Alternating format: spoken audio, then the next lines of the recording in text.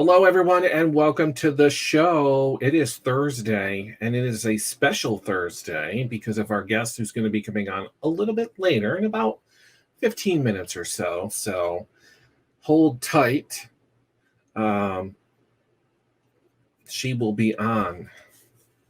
So I hope everyone is enjoying their Thursday. I am, even though it's very warm. It's warm out. So it's crazy warm right now. So yes, welcome. Hello to YouTube. For those who are watching on YouTube, welcome. I decided to do YouTube as well, besides Facebook. So yes. Yeah. So welcome. Yes. My fantastic green screen. So if you see me kind of my hair doing a little jig back up there, it's because of the green screen. So I apologize. I don't know how bad it looks, but hopefully it doesn't look that bad because I can see it and it's driving me crazy. But as you can see behind me, even though you have look at that, my beautiful green screen. So this here is the Peoria State Hospital. So, only fitting, right, for our guest who's going to be coming on. I hope it all works out. It should. So I told her about 7:45, which is 6:45 her time. I remembered time difference. So hopefully we won't have any issues. Last night's show was completely my fault because, like Sylvia, he is in Wisconsin and there is the hour difference. So as soon as I had ended the show, he was ready to go on. So I was like, oh no, there's a time difference. I didn't even think about that. So let's see. Hello to Kayla. Hello to my sister Kayla. I think I just said that. My Aunt Steph is here. My grandmother is watching with my Aunt Val. So hello to my Aunt Val. We're just waiting for a couple more people. I think what I need to do is share this. Sweet. Going into the recording studio now. So Sylvia will be here shortly. It seems to be working. So as soon as I finish with the introduction and I see that she pops up, I will be more than happy to bring her on. Although I'm missing a couple of people, it seems. My sister Heather and Ashley. I hope that they join soon. Let's see. Let me just see if somebody can reach out to them for me because I don't see. There's Ashley. And I think what I need to do is share this video with my regular Facebook page. Oh my God, that looks so cool. Really does look like I'm there. Holy crap. So where am I? Where am I? I just went past it. So anyways, and of course she has no clue what it looks like. Although, nope, she doesn't. She's still not there, but she is writing to me. So don't mind me. I'm kind of paying attention to what she's saying and trying to do the show at the same time. Please work, please. Oh, I've waited too long for this to have anything go wrong. Uh-oh. Working on opening the email link. I'm working with a cranky old laptop. Please bear with me. No problem.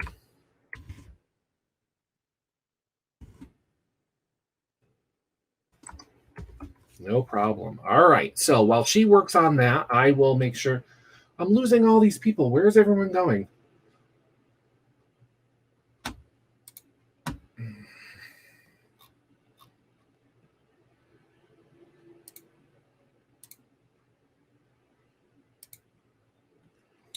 I don't want to hear myself. I want to share this.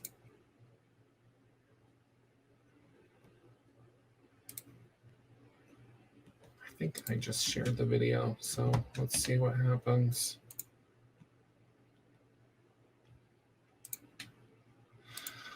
I have more people. So yeah, but anyways, all right. So getting back to what I was saying. So as soon as she comes on, I'll bring her on. So tonight we're going to be talking about her latest book that came out, which was last September, and it is called Fractured Souls. And you can head to our website. Why do I keep saying our website? It's my website, and purchase any book that you see from Daniel Payton to Sylvia Shults is on there. All you have to do is just find the cover of the book, click on it, and it will take you straight to wherever it's being sold. And you can buy it either for Kindle or a paperback book. So that's pretty cool. So we're going to talk about that, maybe a couple of other things, because when we get talking, we just talk. So who knows what's going to be said. So other than that, I hope everyone's been having a fantastic Thursday. Like I said, it's been warm out, and just overall sticky up here. So I'm literally sweating as I'm sitting here because I had to turn all the fans off so that you guys were able to hear me. So hopefully I don't sweat too much. So yeah.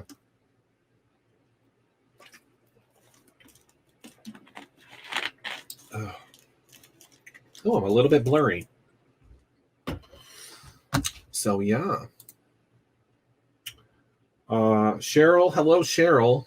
I see you on there. So hello. But I definitely need someone to. Oh, I have my phone. I'll just text Heather because she is the one that kept hounding me to make sure that I talked to Sylvia to see if she could come on. The only thing is I can't stand these subtitles. That's really, or the caption. So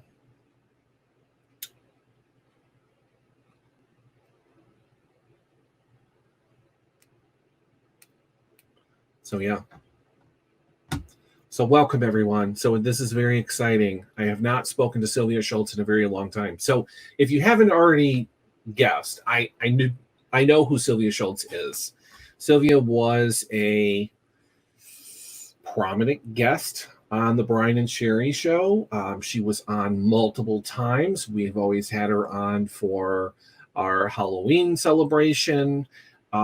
She was the last guest that I had on when I was in Disney when we did our last show. I think that was not last year, but the year before that. So she ended out the season for me. So yeah. And since then, because there's no more Brian and Sherry show, I haven't spoken to her. So, and then when people were suggesting that they would like to hear about paranormal, and of course, Sylvia Shults pops up. Everyone loves listening to Sylvia Shults. She's very popular on our show. I love talking to her. And with the last show, it was kind of restricted because we had that time frame. With this, I really don't have a time frame.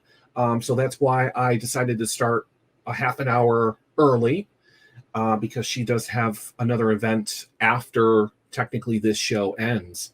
So this will be till about 8:30, maybe 8:45. Because like I said, when we get talking, we just continue on talking. So still waiting to hear back from her. I know that she's gearing up her laptop, going into the link. So, I have a message from her. Getting closer. Okay.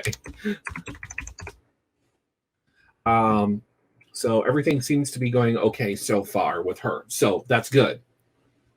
Kayla, to answer your question, the picture you see behind me, this is the Peoria State Hospital. That is what it's called, the Peoria State Hospital. It was a mental institution in Peoria, Illinois. So that is where Sylvia is from.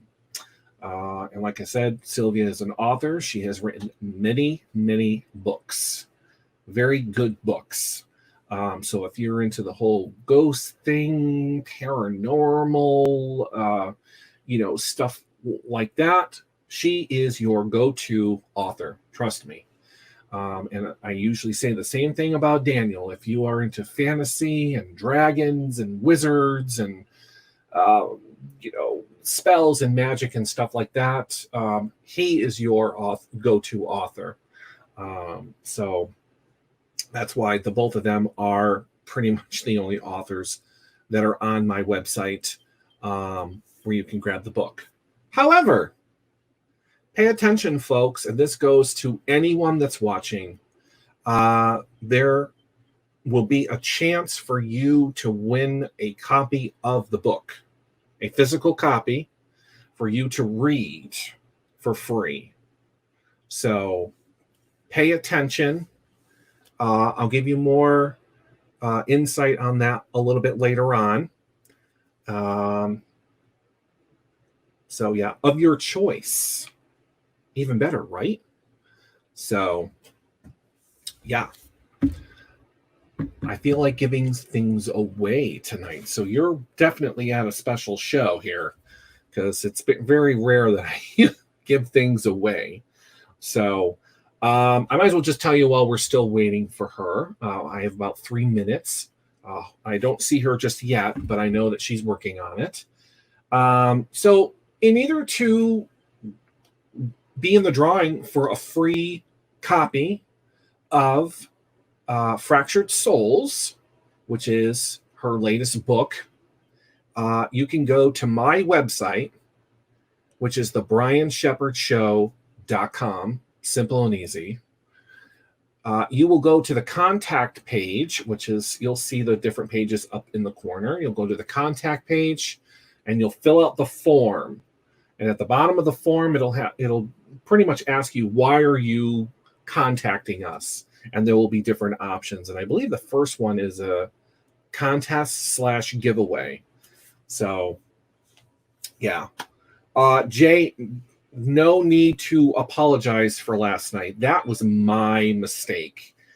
Like I told you, for some reason, I thought you were closer to me than what I thought, but you are totally nowhere near me. You are in Wisconsin. I love Wisconsin cheese, but that's besides the point.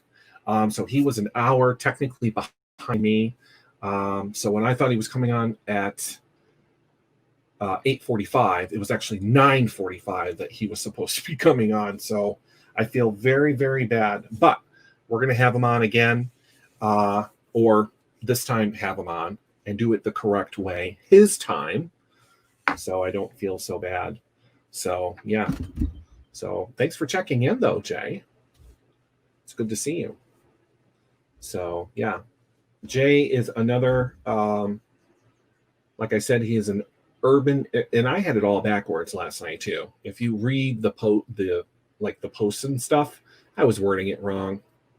He is an urban explorer, paranormal investigator, right? Investigator? Yeah. So yeah. So yeah. So like Kayla says, mistakes happen, but I will make sure that I don't have that mistake next time. So we're getting close here. Let me just check on how she's doing. It's loading. Exciting. She's got plenty of time. I will wait until 1 o'clock in the morning if I have to get this interview with her. Actually, I can't. She's got something 8 o'clock her time, which is 9 o'clock my time. That's why we're a little early. So this is insanely slow. I might just do this on my dang phone if you think that would be okay.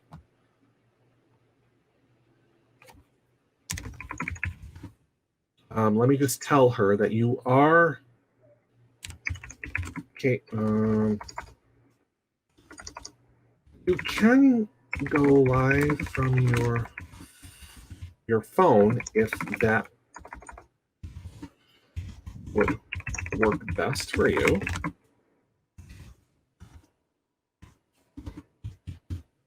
Sadly, I don't.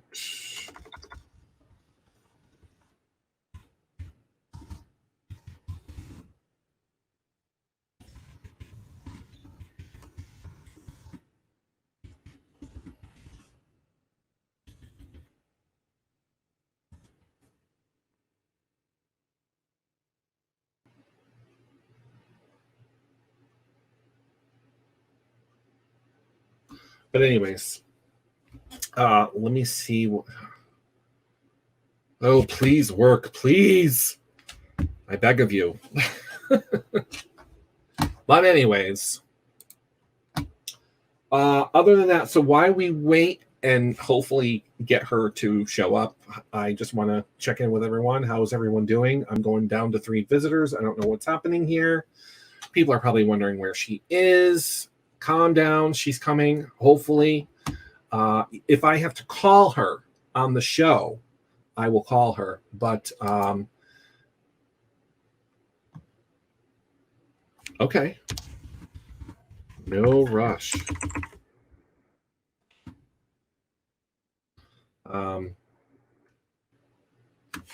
Okay, no rush. So she's currently working on it, which is good. I really want people to see my guests. I really do, and I kind of like the fact that I can do that this way. So yeah. Kayla just had Tahiti takeout. For those who don't know what Tahiti takeout is, it is a Chinese restaurant. So very good restaurant. I have not had Tahiti in a very long time. I have Cheese restaurant, Chees, Cheese restaurant, which is just as good. I love Chinese food. Let's see, my aunt must have been with the rest of my family today. They got their hair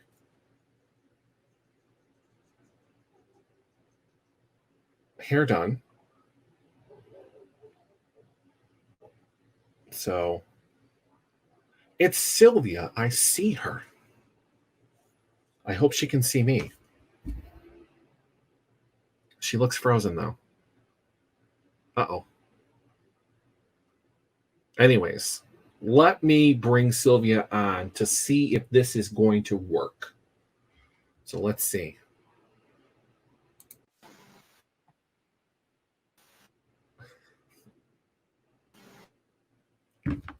I think I can hear you, but I can't see you. Uh-oh. Sylvia?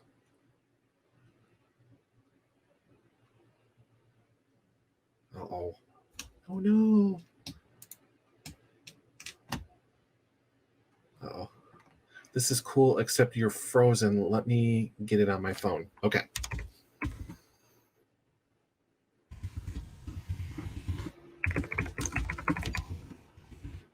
All right. So what I'm going to do is I'm going to take her off of the screen. Yeah, I took her off the screen. So just give her a second because now we're going to try her using her phone. But I just want to make sure if you have the email on your phone. Oh my God. I'm literally yelling at her. Email on your phone. You can just click the link.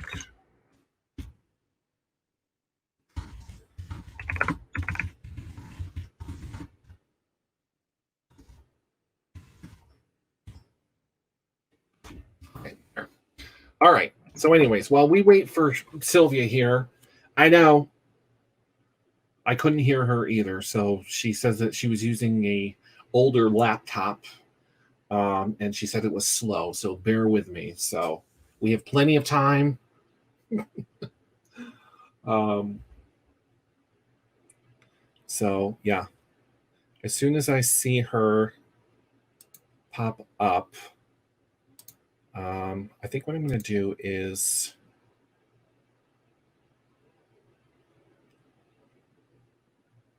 I'm going to kick her. No, I'm going to kick you out. Yeah, that's what I did. Waiting for it to allow the access camera and mic. Okay. All right.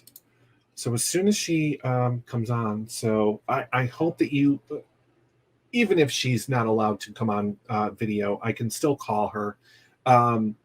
Just make sure you guys have any questions that you have. If you've not heard of her or if you've not read her books or whatnot, there's your opportunity to ask her questions. I will try to get to everyone's questions as they come in between talking with her.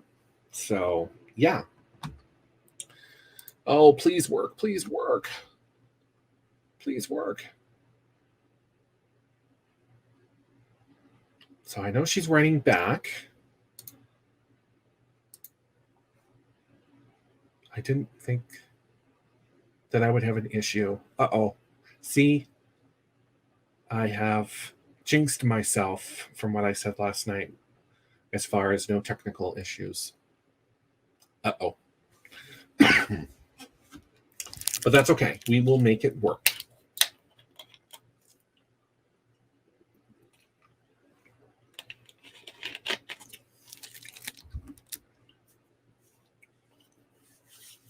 Michelle, hey girl, what's up? Oh no. I'm not sure why it's doing that.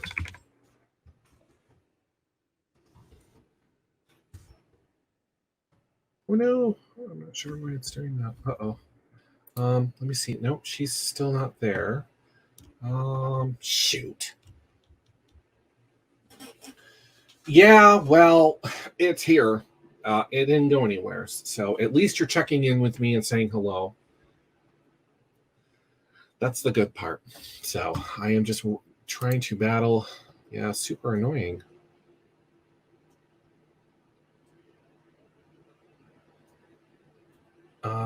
I could always call her on the phone if people are okay with that. And she can simply watch along the video if she wants to do that. Do you want me to move to my desktop? We don't have the camera. We should have a mic. Sure, if that will work. Yeah.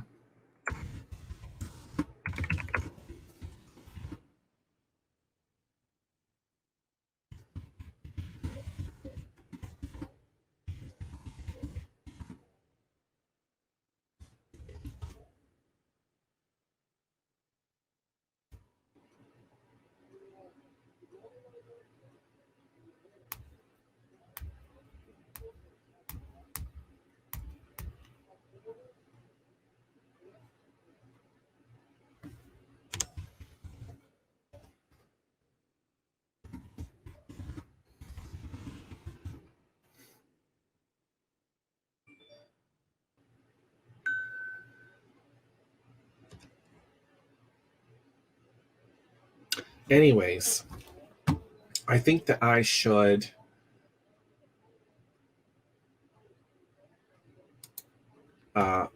like buy her a new laptop or something.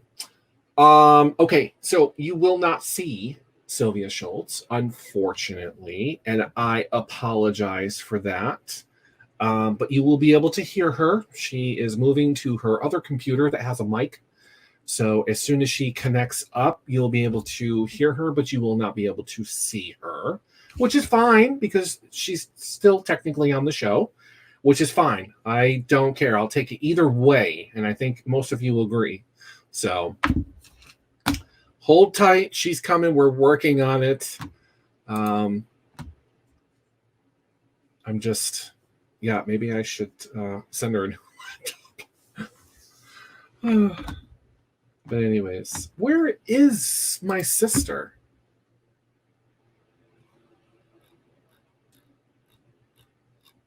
I'm missing two of my sisters. What's happening here? But anyways, I'm sweating. It is warm in here, let me tell you. Ugh, that's warm. No more ice in that.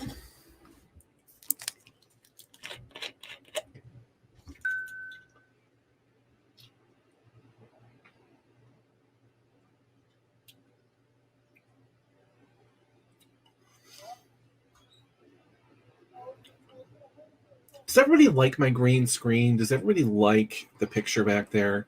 And you know what sucks? I can't change the picture when I go live. It has to stay like that. So that's the sucky part. I thought I would be able to change the picture in between, but I guess I can't. So yeah. And of course, for those who are just tuning in, we are waiting for Sylvia Shults, who is right there. I see her. So I'm going to bring her on. She's going to be talking about her book, Fractured Souls. I'm not sure if she can see me, but we'll find out. So let's add her on. Sylvia? Hello? Oh no. What's happening? What is happening? Uh-oh. I think I'm going to have to call you. I think that's what's going to have to happen. So we need to get you on here. That's it. Oh no. This StreamYard stuff is just horrible. Horrible, horrible, horrible. I can't hear her. I can't see her. I'm going to have to Skype her and call her that way. So I hope you guys don't mind.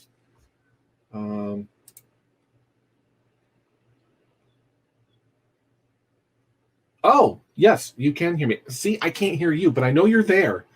All right, so hold on one second.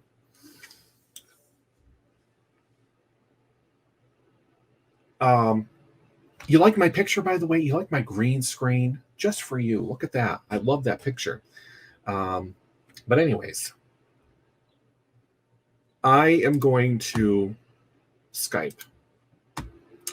And I am going to call you. Where is the telephone? There it is. So 3.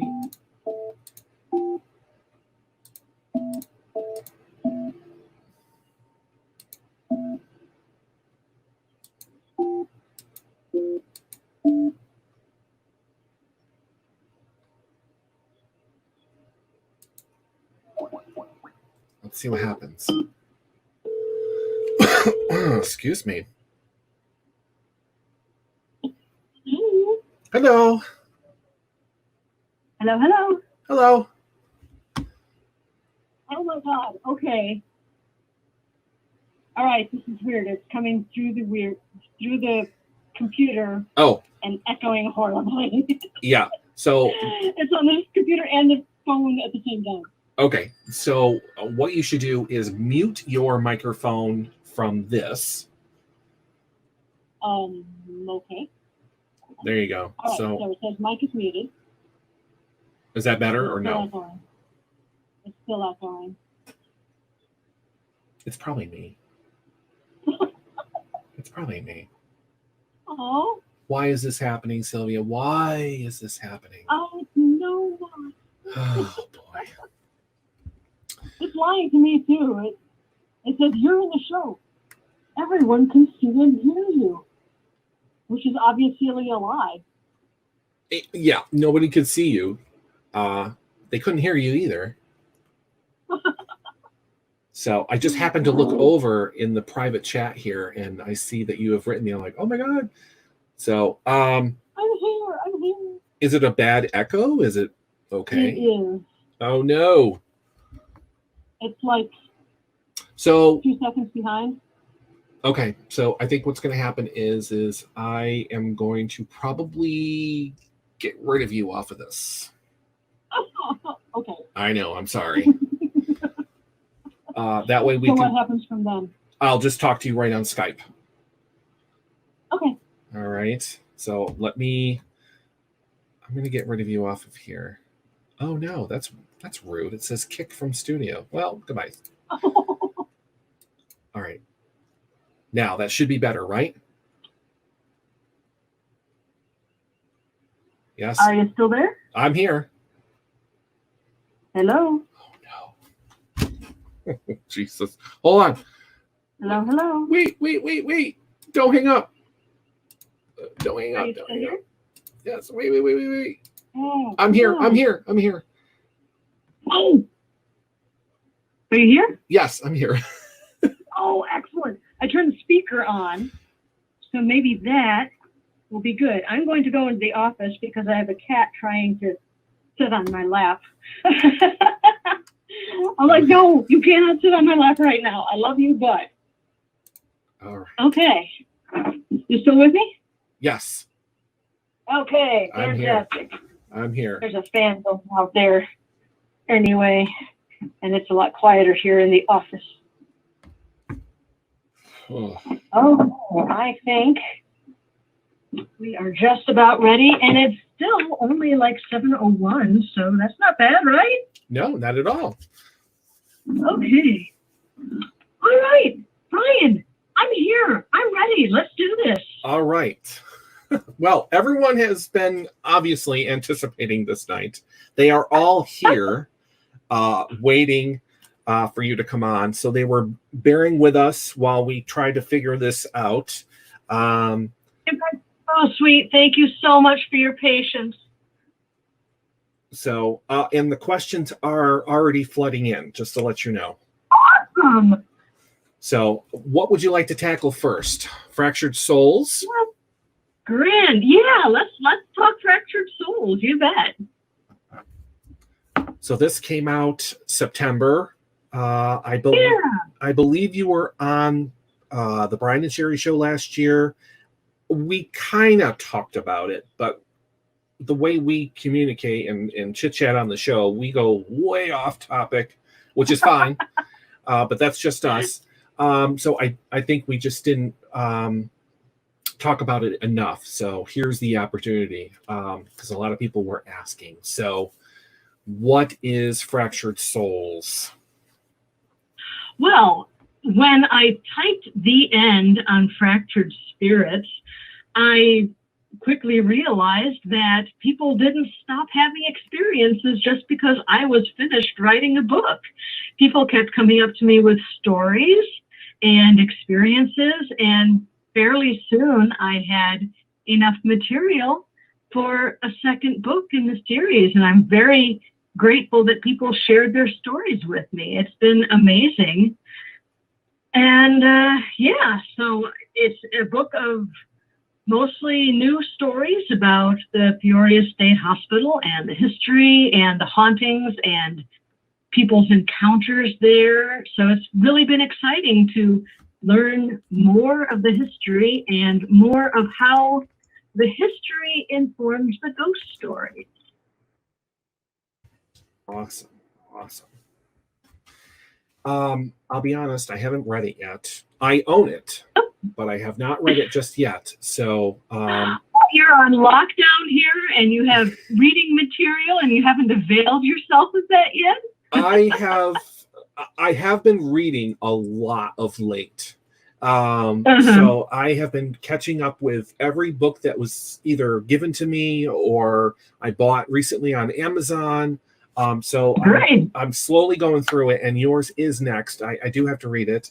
I allowed, because of the lockdown, I had to mail my copy of 44 Years of Darkness that you sent to me to one of my aunts in Connecticut so that she could read it. So she finished that, and now I believe it went to my grandmother. So she's been reading that, I believe. So, fantastic. Yeah. So, how long did it take you to write Fractured Souls? Well, it's been about 7 years since Fractured Spirits came out, but I didn't spend all that time writing Fractured Souls. You know that. I've had different books come out. I would guess it took me probably about 6 months or so to collect all the stories that are in Fractured Souls. It was very interesting. I got to talk again with the historians of the asylum, and they shared with me some stories that people, I'm sorry, I completely lost my train of thought because a text came in from my sister on my phone. People have had experiences at the Peoria State Hospital that we can trace back to historical events. And I'll give you an example of what I mean. There is an EVP that the historian captured a few years ago. She and a couple other people were investigating in the industrial building, which was right next to the powerhouse. Now, both of those buildings have been torn down, but you can walk along the street in Bartonville and see where these buildings used to stand. So they were exploring these buildings. They come out of the building and they had left their voice recorder running, and they caught an EVP. They caught a ghost voice saying, "I'm cold." And they're like, okay, this is really weird because the powerhouse was the source of the steam heat that warmed every building on the hilltop. And it was a very dangerous place to work. But I mean, this was steam heat, and it was fairly new. So there were some workers that died and met their ends because of steam accidents. They were burned to death. Yeah. And a couple of patients died as well because they hadn't gotten the heating of the water properly figured out yet. So a couple of patients got scalded, but it wasn't anyone's fault. It was just new technology. But they're like, why would somebody complain of being cold? So the historian went back and she did some research, and she found the biennial report for 1910. She found out that in March, I think it was March 5th, 1910, there had been a lot of snowfall in central Illinois at that point. And the snow had, of course, fallen on the powerhouse, and the powerhouse is steam heat, and it melted the snow on top of the building, but it didn't melt all of it. And then what was not melted turned to ice when the power was turned off. And then the melted snow turned to ice, and then more snow fell and built up on top of that. So there was an ice dam forming on top of the powerhouse roof. So it was a layer of freezing cold water right next to the roof, then a layer of ice, then a thick layer of snow. And the weight and the stress of the snow were just too much. And on March 5th, 1910, the roof of the building collapsed under the weight of this ice and snow. And the ice dam slid into this jagged hole that suddenly appeared in the roof of the building. And it sent an avalanche thundering down into the building. And there was a patient, a worker, standing there. And he was crushed beneath the snow. And that's how he died. Wow. And he probably never even knew what hit him. All he knew was, I'm cold. Interesting. So it's really fascinating the way history informs the ghost experiences that people have. Yeah, because I don't think I would ever expect a ghost to complain that they're cold. Right? That was the last thing he was aware of, is suddenly being cold and then suddenly not existing anymore. But yeah, that's a sudden, unexpected, you could call it a violent death. And yeah, he probably had no idea what happened. Oh my goodness. Yeah. Crazy. And of course, that's a story I've never heard. I'm pretty sure there's a lot of stories that come from that place, and I've only heard a fraction of them. So it really does There are amaze me. loads of them. Yeah, the material in Fractured Soul is sold as about 90%, at least 90% new material to Fractured Spirits. Do you recommend people read Fractured Spirits first? Oh, Or is it really doesn't matter? I would say it really doesn't matter. They're both collections of people's experiences. I think the more I learn, the more I am able to share with people. So the history in Fractured Souls is a little more detailed. That's about it. Gotcha. But they're both full of wonderful ghost stories. Fantastic. And I think that's what people are looking for. Okay, so in between, I told people that I would get through these questions as they came out, and they've just been piling up here. So let's do some questions. Yeah, let's see here. I'm getting a lot of welcome, hello. Daniel Payton says hello, by the way. Thank you guys so much. It's always a joy to come on Brian's show, and to get such a warm welcome from the audience really means a lot to me. Thank you. Let's see. Kayla says, when did you first express an interest in the paranormal?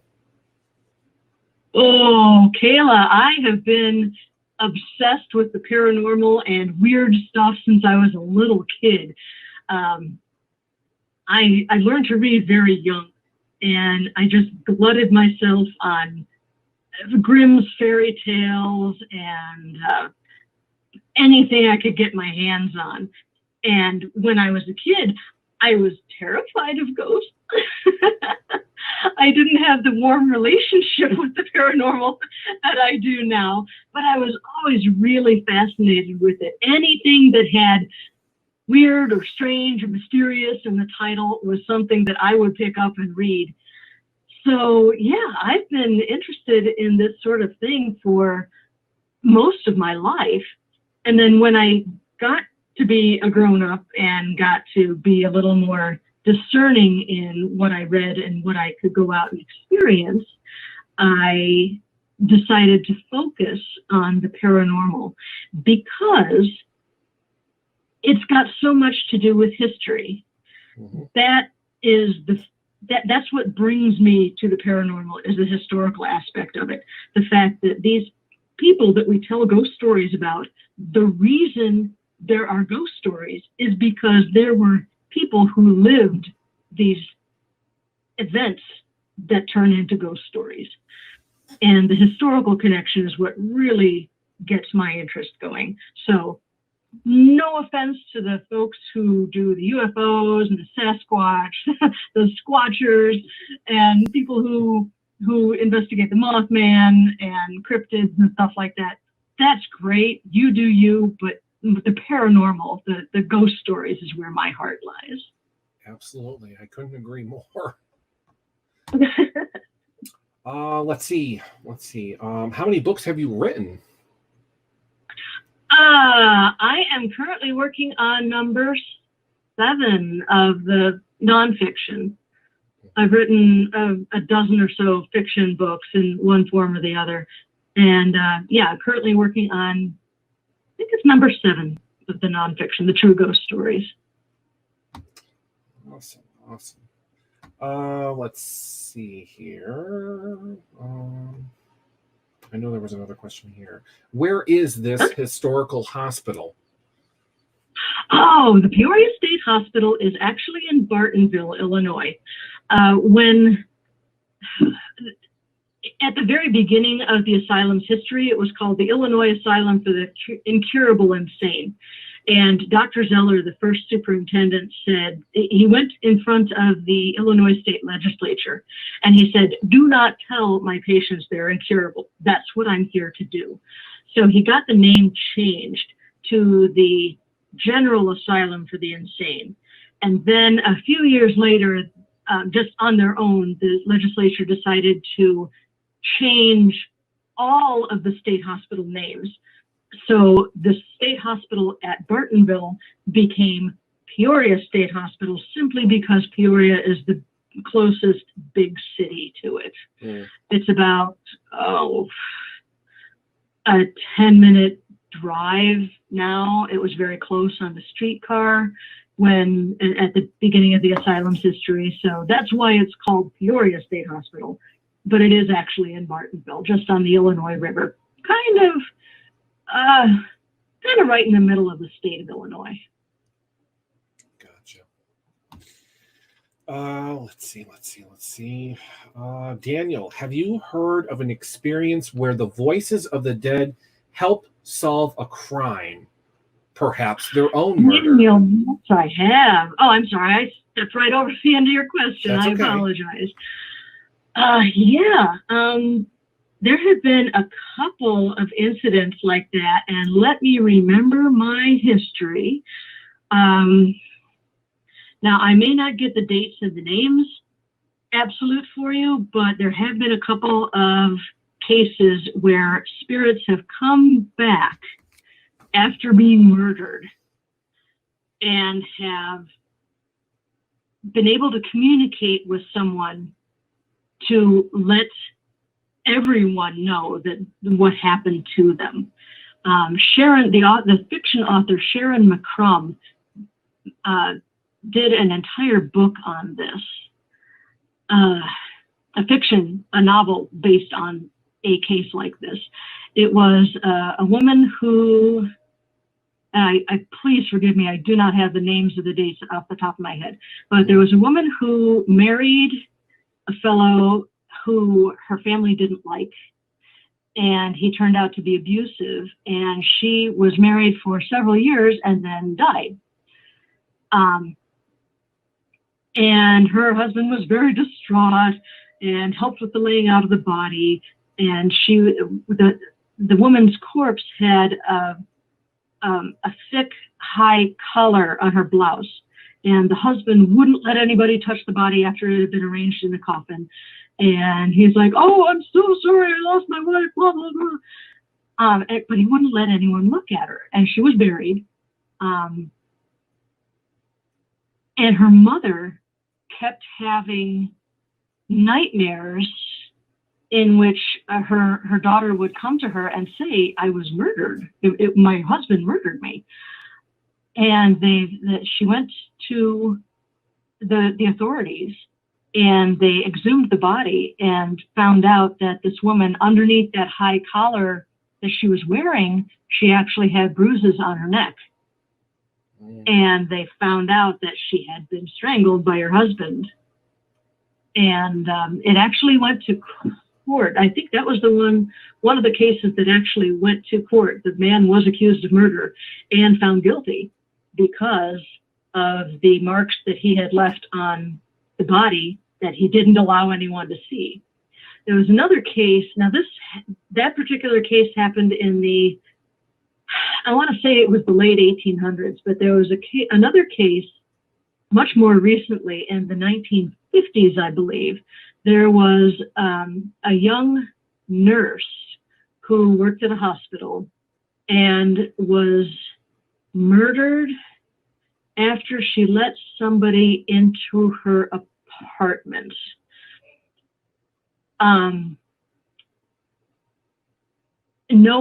The case went cold for several months. Nobody knew what was going on, but her spirit appeared. She was a Latina woman, I think, and she appeared to a co-worker of hers. They weren't particularly close, but she appeared to this co-worker and said, "This is me. This is what happened. I let a man into my apartment and he killed me, and he took something too." And with that evidence, the police got a warrant to search this fellow's house, and they found that he had taken a bracelet. I'm pretty sure it was a bracelet that belonged to the dead woman and had given it to his girlfriend. Yeah. And the police found this bracelet that had the dead woman's initials or name engraved on it. And the guy got busted and he went to prison for the murder. So yes, Daniel, there have been several cases where the dead had the dead have testified for themselves. They still have a voice sometimes. Absolutely. Oh my Yeah. goodness. Let's see. Do you have a partner in crime? As I believe she's talking about the ID channel. I don't know if you're familiar with that channel. No. Okay, it's like solving crimes and paranormal investigating stuff. It's called ID channel. Anyways, Oh, do you have a partner in crime, as ID put it? Who helps you with your paranormal research, or do you venture on your own? Oh, I usually go out on my own, but authors always say that there's no book that's written in a vacuum, and I have so many people that have shared their stories with me. These books, I do all the writing for them, and I do most of the research, but there are parts of these books that would not exist without the help of many, many people. I don't have just one partner in crime. I have quite a few. There are a couple of friends of mine that are psychic mediums, and they have helped me communicate with some of the spirits at the Peoria State Hospital.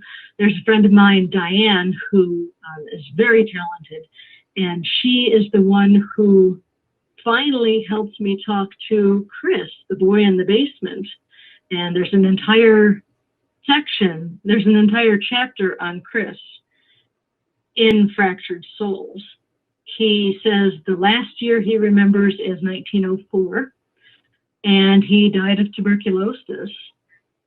And he and I, with Diane's help, have had many wonderful conversations about what life was like when he was alive and what life is like now. And I brought ragtime music down into the basement for him to enjoy. And it's strange to have a relationship with someone who's been dead for 120 years, but it happens. I mean, if you get close enough to the spirits and have these encounters with them, you get to know them. You get to know their personality. I am deeply indebted to the historians at the Peoria State Hospital. Chris Morris and now Katie Metcalf is bringing her experiences into it. Oh, sit. Almost on the radio. Okay. Sorry. Look at a friendly dog. Thank you. There's also another investigator that I've become friends with. His name is James Barrow. I want to mention James. He is very, very talented at listening to recordings and picking out EVPs or RVPs, voices that come over the spirit box and the radio. So he has shared so many recordings with me. I'm really, really grateful that he is so generous with his experiences and with his talents. So, James, if you ever listen to this, thank you so much. You are awesome and you rock. And I have put James's experiences into several of my books because he's just a magnificent investigator, and he's helped me out quite a lot. Absolutely. Let's see. What is the most memorable paranormal experience that you can recall? Oh, gee. Huh. I'm going through them, and, well, I would have to say that taken as a whole, my experiences with Chris in the basement of the Colic have been extremely memorable because he was 24 years old when he passed, and he's a gentleman. He is such he's a good guy, and he likes to hold my hand.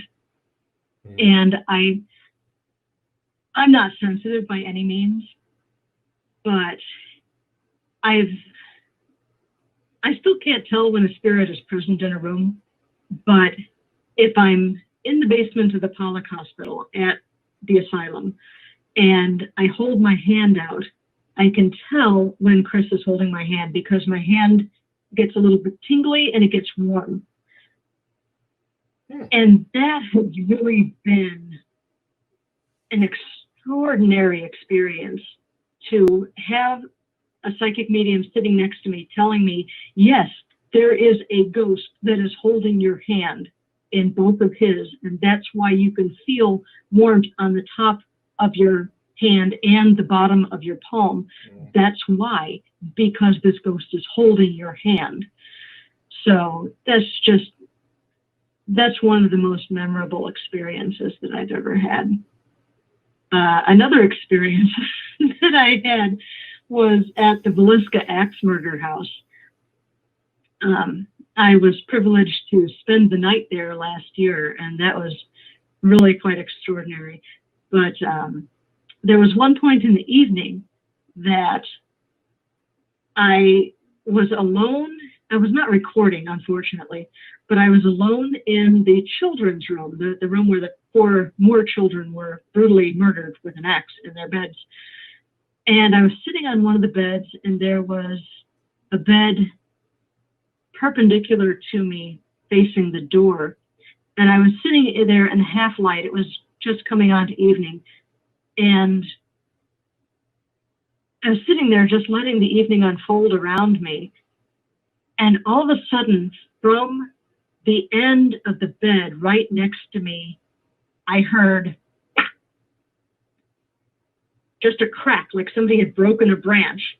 And what I've been investigating for about a decade now, and there have been 2 times that I have nearly jumped out of my skin. That was one of them. I said, what the fudge was that? Only I did not say fudge.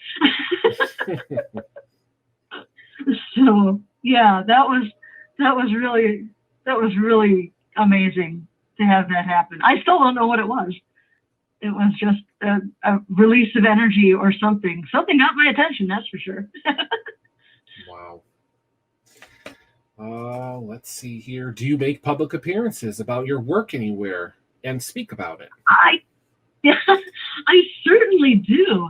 I have been fortunate enough to be invited to many libraries where I give talks on the asylum and other haunted places.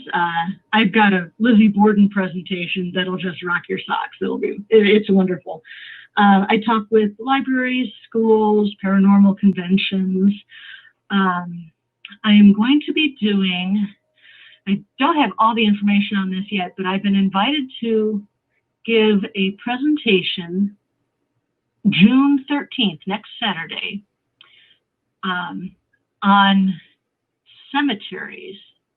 And it's actually a charitable project. It's going to be raising funds to help with the restoration of the Will County Poor Farm. So, and I'm not able to do that in person because I'm going to be at Waverly in Louisville, Kentucky that day, but I'm doing a Zoom presentation for this Will County Poor Farm Cemetery restoration. So if people are interested, I would suggest that they look up Ursula Bielski, Bielski, on Facebook. She is putting together a couple of events at which I'm going to be speaking.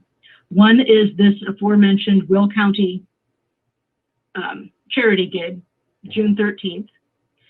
And the next is a true crime conference. And that'll be held, I think, July 17th and 18th. I think it's a 2-day conference. That's going to be held at the Biograph Theater in Chicago, which is where John Dillinger was shot. But it's going to be live streamed. So do get a hold of Ursula on Facebook and see if you can get yourself on that live stream.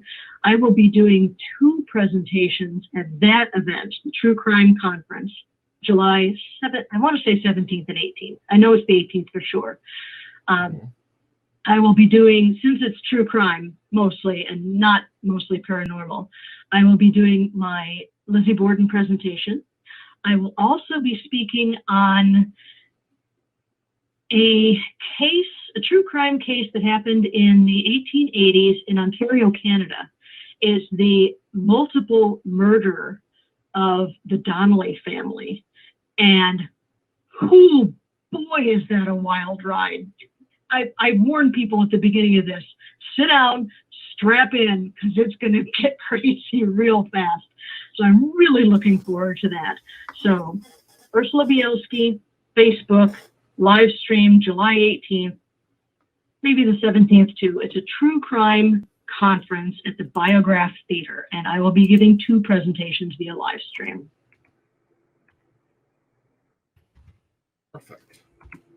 What was Ursula's last name again? Bielski, Bielski. There she is. Oh. Let me see here. There's multiple Ursulas here. Is she from Chicago, Illinois? Yes, sir. Okay, then that's her. So I think what I'm going to do is...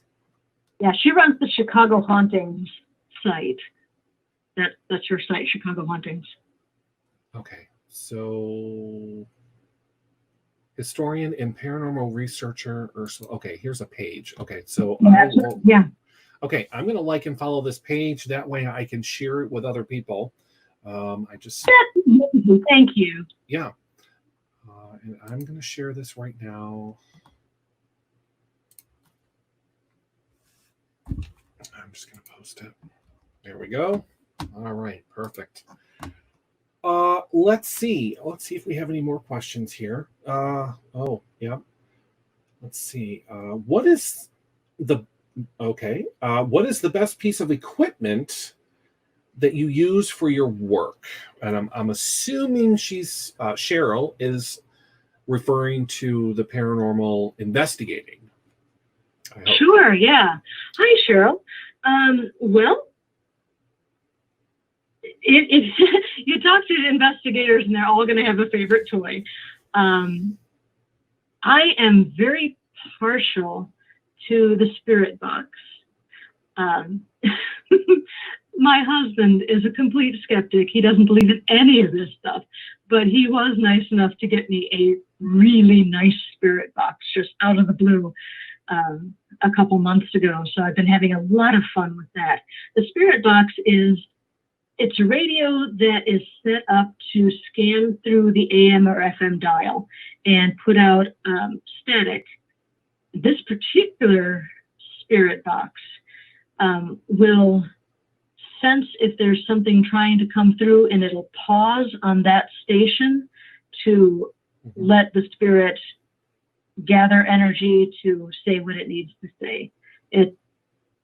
I remember when I was writing Fractured Spirits, I was first introduced to the spirit box then, and somebody explained it to me, and I'm like, okay, I call shenanigans. There is no way that a spirit, a ghost, can talk to you through the radio. That's just that's beyond the realm of understanding. And then I sat down with other investigators and I used one. And it's utterly astounding to ask a question and to get a response, an intelligent response through the spirit box. And after that, I was like, okay, I'm a believer. You sold me on this technique. You sold me on this piece of equipment. And yeah, I really enjoy using the spirit box now. The other piece of equipment I would say is the absolute most important is your own body. We're walking batteries. Every single one of us who's alive today is made up of flesh and blood and electrical impulses. And science tells us that energy can neither be created nor destroyed. So when we die, those electrical impulses aren't destroyed. They have to go somewhere. And in a place that is haunted, that's where they are. They hang around that place for whatever reason, because the soul remembers, because the soul is trapped there for some reason. Most of the souls that I've encountered have been able to go back and forth from the afterlife to the place they are haunting, for lack of a better word. And it's your own body that will tell you if there's something around. The hair on the back of your neck stands up.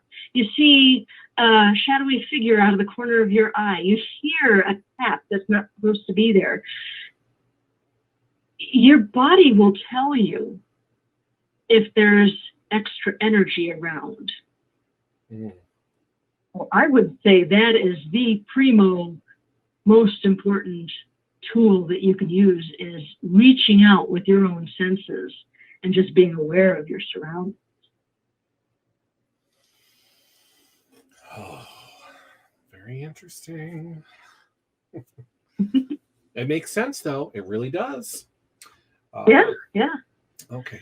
And there have been two places that I'll just give you an example off the top of my head.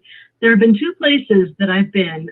One is the Pike Mansion in Alton, Illinois, and the cellar downstairs.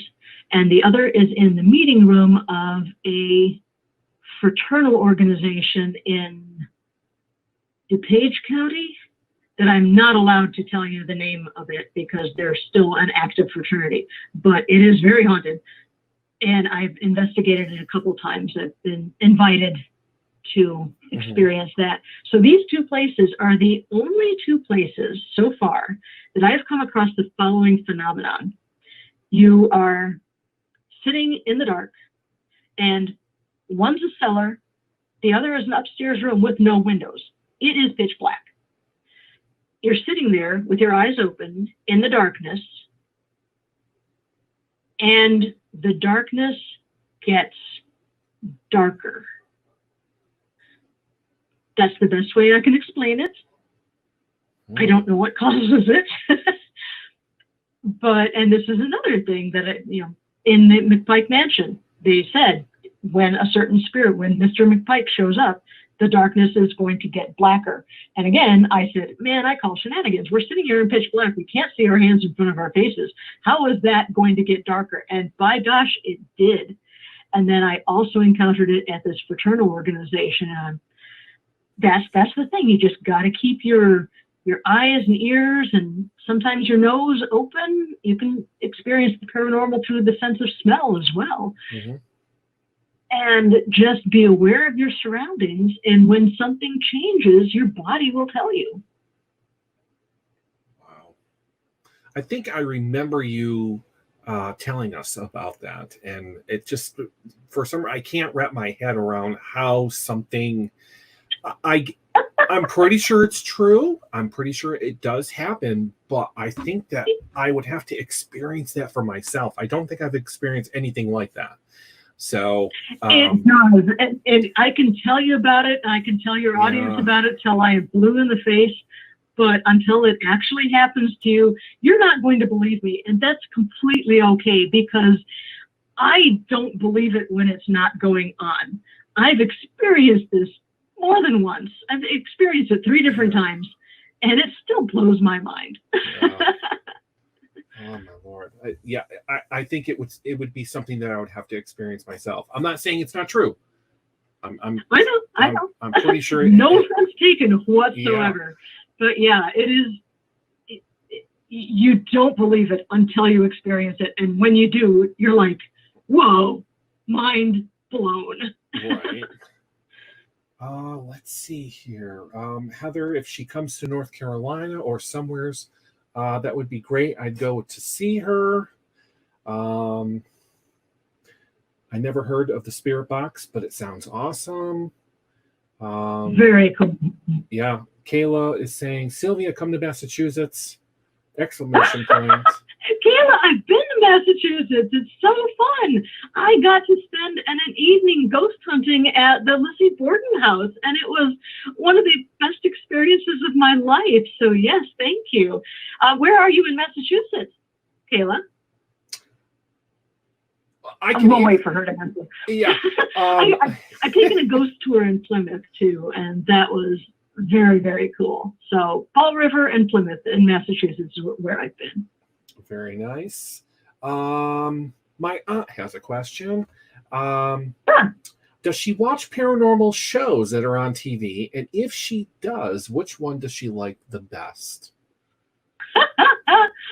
Well, Brian's aunt, I have to disappoint you. I do not watch a whole lot of paranormal shows on TV. I find them a lot of, it's a big time commitment. It's an hour-long time commitment, and there's not much that actually goes on. It's mostly people sitting in the dark going, oh, did you hear that? Did you hear that? And not a lot actually happens, which is not unlike an actual investigation. But an actual investigation, you're there and you can experience it for yourself instead of watching it on a screen. That being said,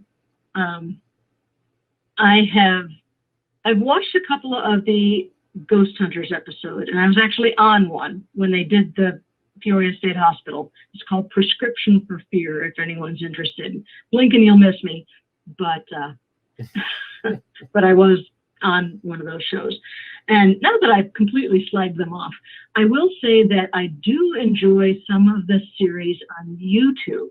I don't watch much television, but there are a couple of series on YouTube that I am very, very fond of. One is the Paranormal Files, and I am a diehard fan of Paranormal Files on YouTube. Colin is the fellow's name. I don't remember his last name off the top of my head, but Colin and Paranormal Files, big fan. So, and then I follow Weird World, and I follow Nuke's Top 5. Nuke's Top 5 is my guilty pleasure, but there's so many clips where he says, is this real, or is it all just an elaborate hoax? I'm like, dude, don't say that. It's real. Just let it be real. It doesn't have to be a hoax. Just let it be real and enjoy it. That's the only problem I have with Nuke's Top 5.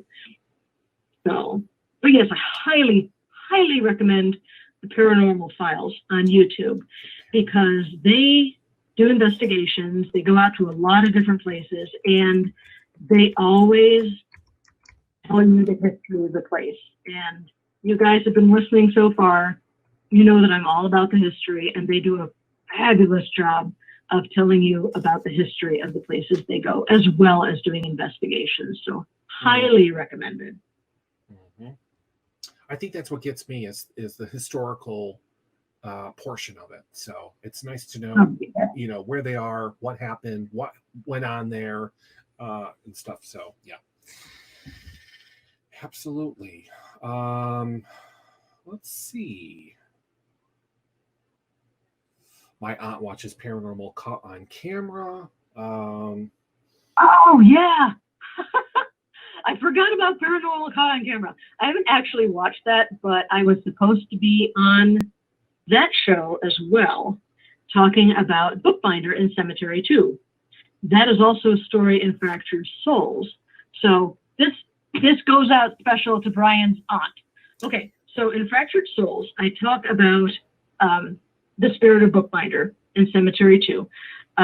Reader's Digest condensed version. Bookbinder was a patient at the Peoria State Hospital that when he died, they saw his ghost crying at the graveyard where he was being buried. And it made the rounds of the stories of there were other psychiatric institutions where people heard about the spirit that showed up at the Peoria State Hospital. And Dr. Zeller started getting calls from the superintendents of these other institutions saying, what's this with the ghost story we hear coming out of your asylum? And he had to tell them that he actually made the whole thing up. There was a patient named Bookbinder at the Peoria State Hospital. He did cry at every funeral that he attended. He was a grave digger there. And Dr. Zeller thought, what a shame it was that no one would cry for Bookbinder when he went. So he wrote a short story in which Bookbinder's ghost returned. And it's still one of the most favorites, probably the most favorite, the famous ghost story to come out of the Peoria State Hospital. So when Ghost Hunters when the TAPS crew was at the Peoria State Hospital, they went to Cemetery 2, and they set up a camera, and they said that they caught a shadow figure going. It was just at the tree line where the edge of the cemetery meets one of the ravines. And they caught a shadow figure, and they could not debunk it. And they said, oh, we must have captured Bookbinder's ghost on film. And I did some research about that, and I thought, well, this can't possibly have been Bookbinder's ghost, because Bookbinder's spirit never actually returned. It was just something that Zeller made up. So I thought, well, if it's not Bookbinder, the TAPS crew did capture a shadow figure on camera, and it was going to be part of Paranormal Caught on Camera. So I said, if it's not Bookbinder, who is it? Well, I did some research, and there was a fellow named Charles Jones, who was 73 years old, and on August 3rd, 1909, he came to the asylum from Hannah City, and he admitted himself. He knew he was having problems with depression, so he admitted himself to the hospital. He was a very likable fellow. He got along with the nurses very well. There was a no locked door policy at the asylum, so patients were allowed to wander wherever they wanted to on the hilltop. And before the asylum was built, the hilltop was home to coal mines, and some of the equipment was left behind. So Charles Jones did some exploring, and he ran across one of these old abandoned mines, and he found a blasting cap. Now, blasting caps contain a little bit of mercury fulminate that is an explosive. Dynamite is not explosive by itself. It has to be set off by something. And that's what they use blasting caps for. The explosion of mercury fulminate sets off the dynamite. And that's how you get the explosion. But the explosion is caused by the blasting cap, not the dynamite. So Mr. Jones found this blasting cap and put it in his pocket. And on August 15th, he decided he could not fight his demons of depression any longer. And he went into one of the ravines, and he put the blasting cap between his teeth and either bit down on it or punched himself in the jaw to make the blasting cap explode, and it vaporized his skull. His head was removed as cleanly as though a guillotine had been used, but the blasting cap exploded his entire head. Okay. So since he did that deed in the ravine, my theory and the theory of the historians at the asylum is that this shadow figure that TAPS caught on film is not, in fact, Bookbinder. It is, in fact, the spirit of Charles Jones. Wow. Yeah. Again, history informing the ghost experiences. Absolutely. Yeah. And I told the Paranormal Caught on Camera people, and I think they didn't like that story because I've never seen it aired, and I keep asking them when it's going to be aired, and they say, well, we have to rewrite the whole thing because it's not actually Bookbinder. So I don't know if that episode is actually ever going to be aired. But yes, I was supposed to be on camera. So Brian's aunt, if you never see me on that show, that's why. But now you know the story. Oh boy. So are you working on anything currently? Oh my goodness, yes, I am. I am currently working on a book called Days of the Dead, A Year of True Ghost Stories. Oh my. Yeah. I'm over halfway done with it. And it is a ghost story for every single day of the year, including weekday. And no, for February 14th, I did not write about the St. Valentine's Day Massacre in Chicago. I found a different story. That's right. I do remember you telling us last year that you were writing something for every day of the year. I remember that. Yeah. Yes. It's been a project. I mean, it's not something that's going to get done in a couple months. So Right. I'm still working on that, but it is coming along, and it is a thing, and it is working towards completion. All right. Let's see. I'll take a couple more questions here. Let's see. Where did you have your first paranormal experience, and how did that go? Well,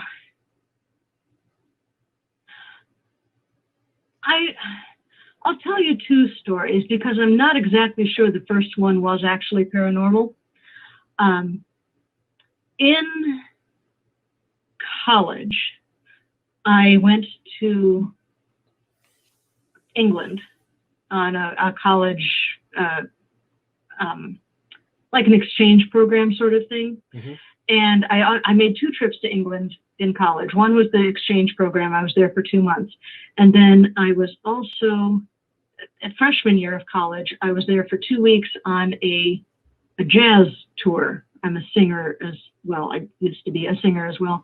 And the jazz groups went on a tour of England and Scotland. And one of the places I visited during that first trip was Warwick in England, in Warwickshire, and Warwick Castle, which is amazing. In the town of Warwick, there's a church called St. Mary's Church. And this is one of those big old English churches where you go down in the basement and people are buried in the basement. They're under the flagstones of the floor, and there are several crypts down in there. And I remember looking in through the barred window, which was just at my eye level, and seeing that there were 4 almost like shelves, 4 places for coffins to rest. They were blocked up, of course, because it was a mausoleum sort of thing, on each side of this little room, of this little crypt. And I remember very clearly getting a sensation from one of the middle shelves on the left side, and it felt like a male energy, and this energy just said, "You don't belong here. You're alive. We're dead. Get out." I'm like, okay, I'm done with sightseeing at this church for the day. I'm going to leave. I don't know whether that was actually paranormal or just my brain messing with me. So I will share that story with you. I will also tell you of the first actual paranormal experience I ever had. This was in the basement of the Bowen building when it still existed at the Peoria State Hospital. It was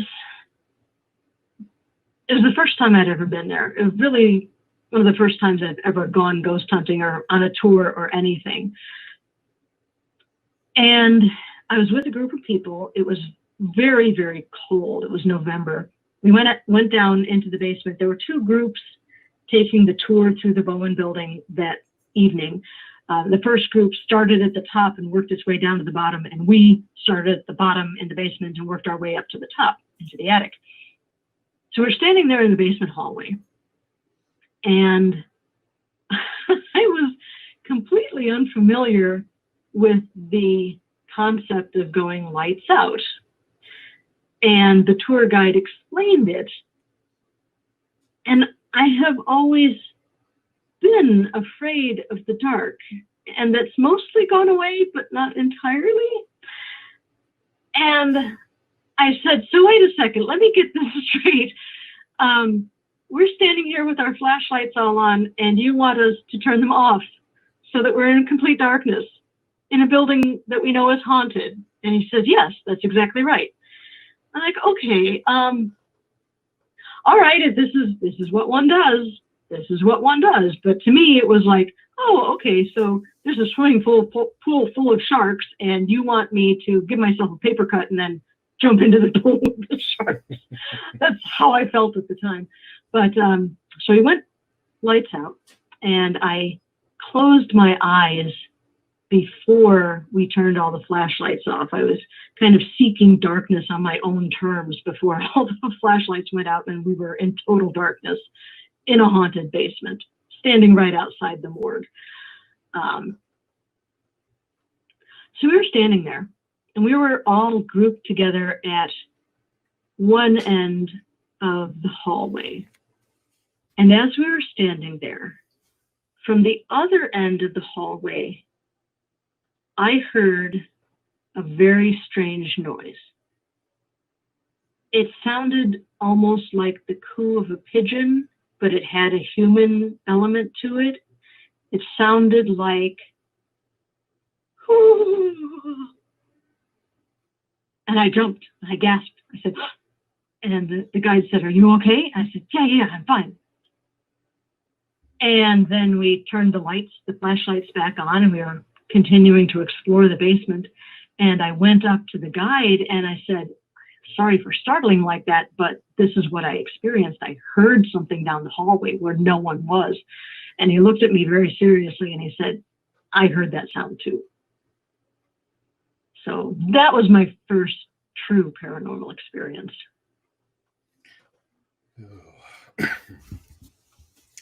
I don't know. I still want to go there. So, I mean, even though I keep hearing all these stories and they're spooky, and I don't know, I'm not one for haunted houses or, scary stuff. I really don't like horror movies all that much.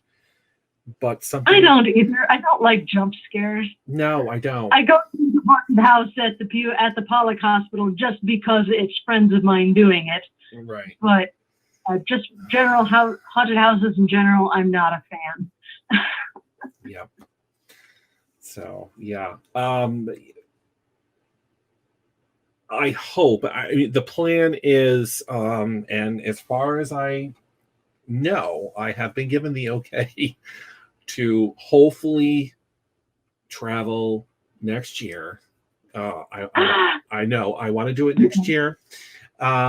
See, this is the other. Well, it's kind of sad in a way that I don't have the other person anymore, so to speak. But now that I'm kind of by myself, I get to do whatever I want now. So there you go. Yeah, as long as things are okay because of this whole COVID-19 stuff. That is the plan. I want to go to Illinois. I have to. I know I've been saying it for I don't know how many years now, but I did talk to him about it. It is a possibility, so I'd like to make it happen. So that's the plan. Fantastic. Yes. You also at some point need to come back to Massachusetts. I would love to. Yeah. I wanted to get there sometime this summer, but obviously that's not going to happen now. But I have an ancestor who came over on the Mayflower, and 2020 is the 400th anniversary of the Mayflower landing, and I kind of wanted to go and pay my respects to George Sewell on his own stamping grounds. I mean, I visited his grave. I visited the burying grounds when I was there a few years ago. So I have actually seen my ancestor's grave in the flesh, which is really awesome. I kind of wanted to mark the anniversary of my family line arriving in the new world, but I don't think that's going to happen this year. Well, if anything changes, let me know. Sometime. Yeah, absolutely. And hopefully I will be, ready to, because I wanted to drive down there so bad when you were going to, the Lizzie Borden house. And I'm like, I don't think I'm going to make it. So, but that's all right. But you enjoyed yourself, which is good. So hopefully you will return. Oh, man, I had a blast. That was so cool. And it was amazing because the guide at the Lizzie Borden house was so talented and knew her history so well. And this was a story that I had learned about when I was a kid. And to be able to stand in the place where it all happened and to hear the guide telling about the events of that day and leading us through the timeline of what happened that day was really amazing. And I don't mean this in any sort of paranormal sense, but she was so talented at describing the history and describing the events of the day that you could almost see the characters, Lizzie and Andrew and Abby and Bridget. You could almost see them walking around the house doing the things they were doing on that day, just because the guide was so talented in describing the events. So that was, and to see a place where you'd been reading about for years and years and years, to actually stand there was astounding. I have never been there. I'd like to go. I should. So yeah, oh my God, it's amazing. Awesome. That's pretty sad that somebody from Illinois has been to a place in Massachusetts that, is probably a 3.5-hour drive for me. Oh, so close. Yeah, I know it. So I will go. But I don't want to keep you any longer because I know you have something that's happening right now, right? Because yeah. Okay. So again, we're going to have to do this again. Absolutely. People just, I don't know what it is with the paranormal, but I think I'm understanding it now. So yeah, we'll definitely have to have you back on as it gets closer, hopefully, to the new book here. I know it's going to be a little while, but I can wait for it. I know I can. So where exactly can people find Fractured Souls? Well, all of my books can be found at sylviashults.wordpress.com and on Amazon, of course. Mm-hmm. It's SHULTS. There's a menu at the top of the page that will take you, if you click on the links for nonfiction, paranormal nonfiction, it will take you to the Amazon pages for all of the books. The neat thing about Fractured Spirits and Fractured Souls is that when you're reading through them, even if you're reading the ebook and you find a little ghosty icon in the margins, that's your signal that there's extra stuff on the internet. Whenever you see that little ghosty icon, I'm referencing an EVP or a video. And if you go to sylviashults.wordpress.com and at the top of the page, click on multimedia links for books, you can click on the link and you will be able to see the video that I'm talking about or listen to the EVP that I'm referencing. And I'm also very pleased to say that Fractured Spirit and 44 Years in Darkness are also available as audiobooks. So if you go to audible.com, you can find those two in audiobook form. Awesome. I did not know that. Yeah. There's another book of mine that's also an audiobook. It is not paranormal nonfiction. It is a romance, but there are several ghost characters in it. So it's got a little bit of ghosty flavor to it. And that is called Double Double Love and Trouble. That's also available on audiobook. Fantastic. I have also put all of your books on my website. All one person needs to do is click the cover and it will immediately bring them to wherever it's being sold. So they also have that option as well. I'm the rock. Thank you. Yeah.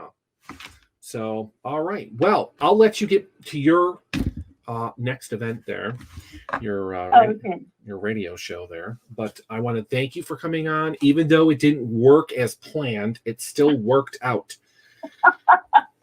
We still got to chat. And to your audience, thank you so much for joining us this evening. And thank you for your questions. I had an absolute blast answering them. And next time we do this, next time Brian says, hey, Sylvia's going to be on, send us more questions. It was so much fun. And wash your hands. That's all. All right. Thank you so much, Sylvia. Absolutely, Brian. Thank you so much for having me on. No problem. Good night, everybody.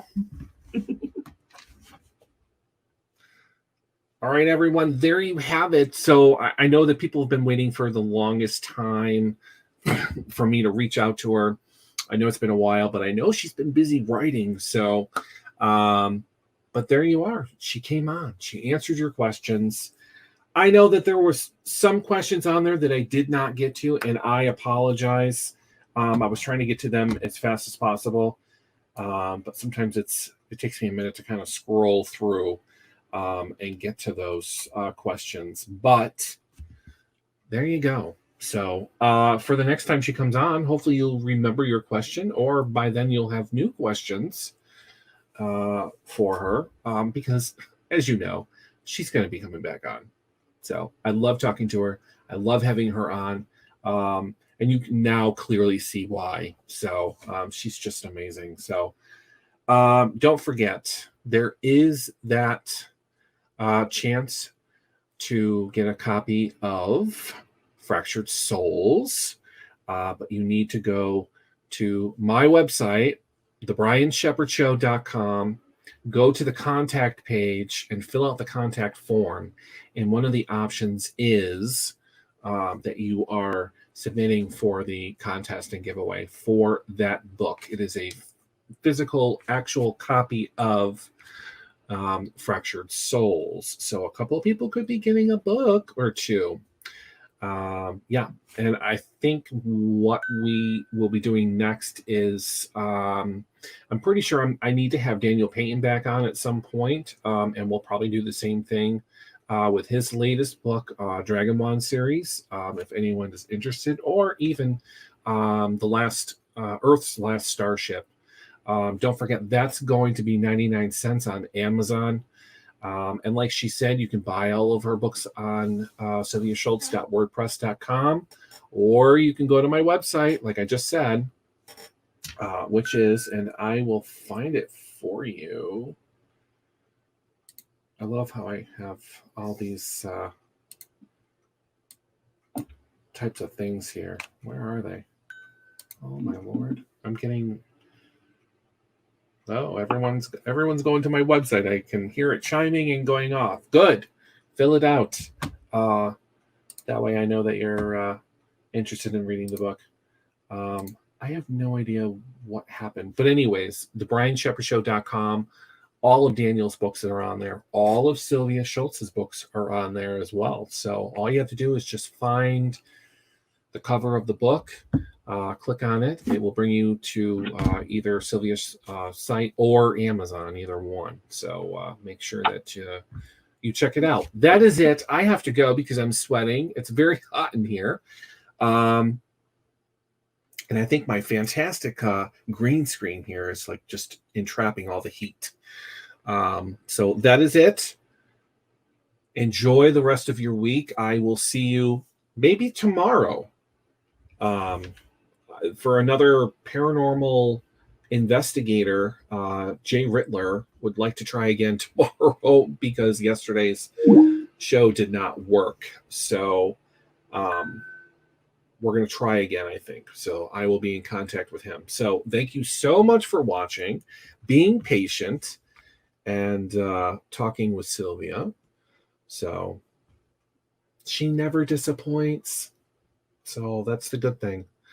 So, and she had almost an hour and a half I gave her of talking and stuff. So It's worth it. Worth every minute. All right, everyone, that is it. I have to go. And I will talk to you all the next time. That is it. Like I said, don't forget the Brian Shepherd Show. I'm going to put it down here because for some reason I can't. Oh, there it is right there. The BrianShepherdShow.com. Go there. Go to the contact page. Fill it out. Check mark if you're there for the contest and giveaway. A couple random people will be selected. I'll let you know when. You will be notified, obviously. And we'll go from there. All right, everyone. Have a fantastic weekend if I don't see you sooner. And that's it. Goodbye. And once again, thank you to Sylvia for coming on. Yes. Good night. Yes, to my aunt and my grandmother and to my sisters. Daniel, if you're still watching, Daniel. And there you go. And to YouTube. Goodbye, people on YouTube, if you're watching. So, yeah. Sayonara, people.